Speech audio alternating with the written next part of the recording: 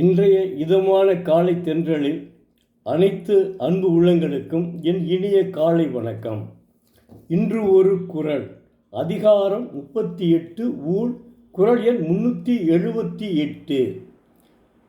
துறப்பார் மண் துப்புரவில்லார் உற்றற்பால ஊட்டா கழியும் எனின். துறப்பார் மண் துப்புரவில்லார் உறற்பால ஊட்டா கழியும் எனின். தெய்வப்புலவர் திருவள்ளுவர், வறுமையா நுகர்ச்சி இல்லாதார் துறக்கும் கருத்துடையராவர், ஊழ்கள் உறுதற்பாலவாய துன்பங்களை உருவியாவது ஒளியுமாயின். என்ன சொல்லியிருக்கார் பாருங்க.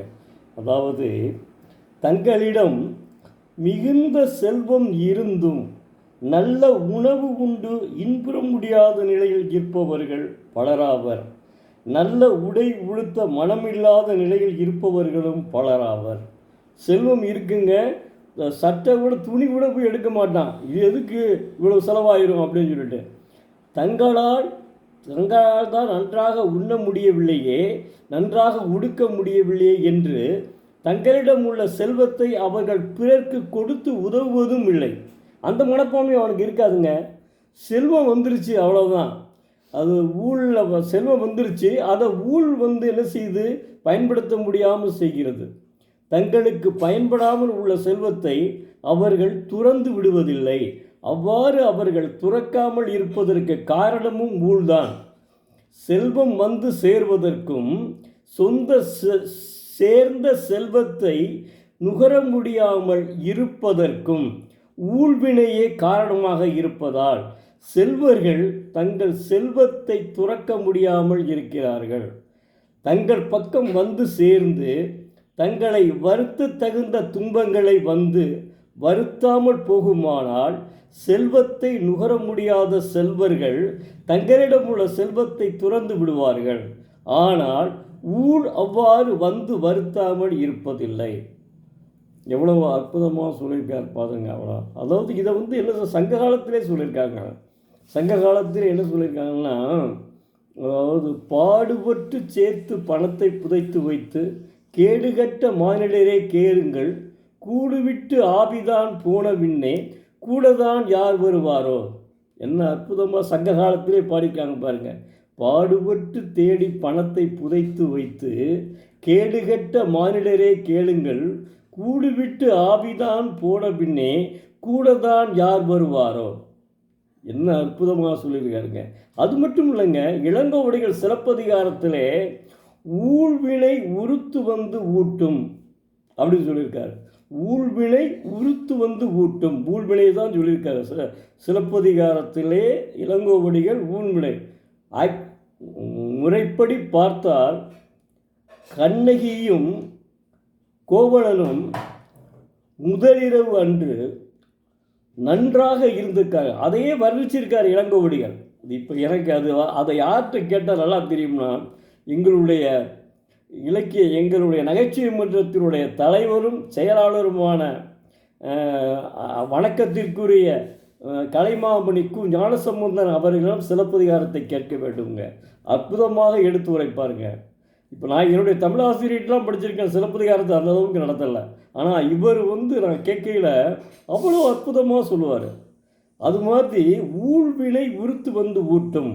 அதாவது கோவலனும் கண்ணகியும் முதல் நாள் இரவு 1000 இரவுகள் வருவதுண்டு, ஆனால் இதுதான் முதல் இரவுன்னு திரைப்பட கவிஞர் பாடியிருக்காருல்ல. அது மாதிரி இவர் என்னென்னா, முதல் நாள் இரவு 2 பேரும் அற்புதமாக இருந்திருக்கிறார்கள். முதல் இரவுக்கு சாட்சியானவர்கள் 2 பேரும். அப்படி இருந்தும் கூட மாதவியினுடைய நடனத்தில் அவளுடைய அழகில் மயங்கித்தான் இவரிடமிருந்து அங்கே போனான்.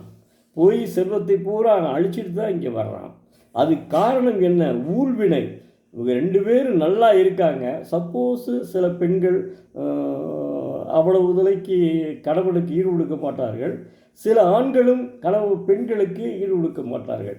ஆனால் இருவரும் இன்புற்று இருக்கிறார்கள். முதல் நாள் இரவு, திருமணமான முதல் நாள் இரவு இருவரும் இன்புற்று இருக்கிறார்கள்.